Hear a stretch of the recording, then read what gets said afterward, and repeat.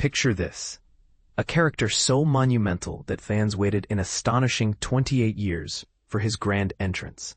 And when he finally arrived, he flipped the entire narrative of One Piece on its head. If you're a fan of epic storytelling or just love a good pirate tale, this revelation about Rox D. Xebec is the kind of plot twist that keeps the series legendary. But here's where it gets controversial. Is Rox truly the ultimate pirate, or does his tragic side make him even more relatable than the heroes we've cheered for all along? The following piece includes spoilers for the One Piece manga up to chapter 1165, so if you're not caught up, you might want to save this for later. Anyway, let's dive into why Eiichiro Oda, the brilliant mind behind this saga, deserves every accolade for his dedication. He's been churning out fresh chapters week after week since 1997, with hardly any breaks longer than a month. It's a feat that puts other long-running stories to shame. Think about how frustrating it is waiting for the next Game of Thrones book, and then realize Oda has kept the momentum going for decades.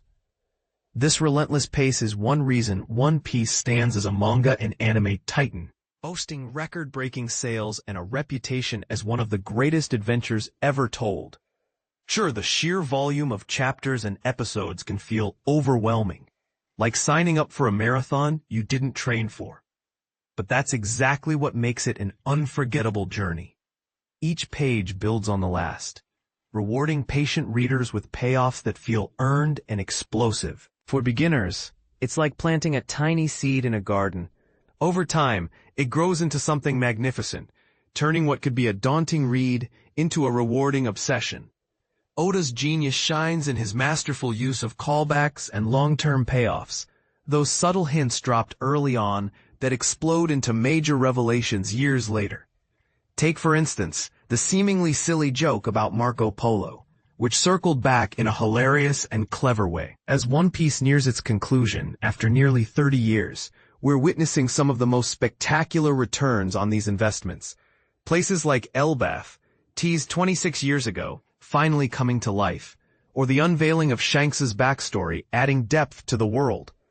But the Elbaph arc's flashback takes the cake by introducing what many argue is the franchise's finest character after all that build-up, and making him unforgettable in just a few chapters. I'm referring, of course, to Rox D. Xebec, the legendary captain of the most feared pirate crew in history. He's the epitome of a pirate so terrifying that his very name was scrubbed from the annals of time. Yet he's also the coolest figure in the entire One Piece universe.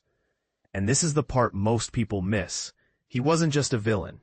He embodied the raw, chaotic spirit of piracy in ways that challenge our perceptions of heroes and anti-heroes.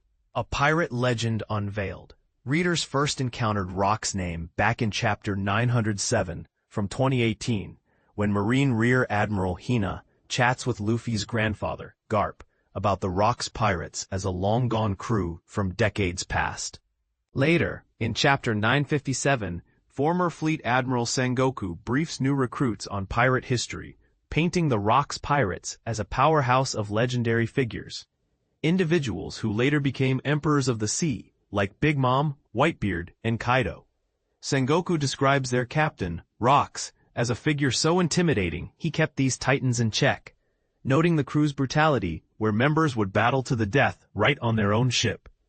At that point, all we knew was that Rock's power was so immense that it took the combined might of Garp and the future pirate king, Gol D. Roger, to bring him down.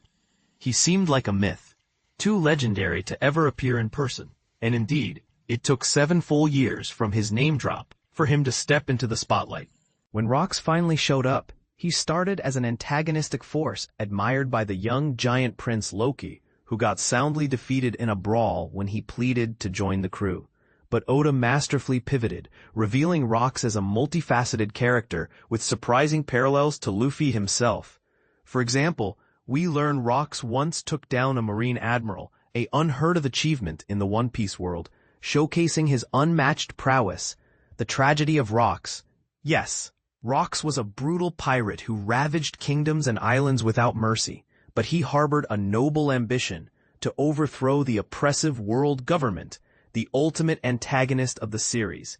Even more astonishingly, he's the only known person to have confronted and survived an encounter with the enigmatic and godlike leader of that government. If Blackbeard has long been seen as the truest pirate archetype, thanks to his chaotic vibe and piratey look, though, amusingly, the story has yet to give him that iconic eye patch, then Rox, as his father, amps that up to another level.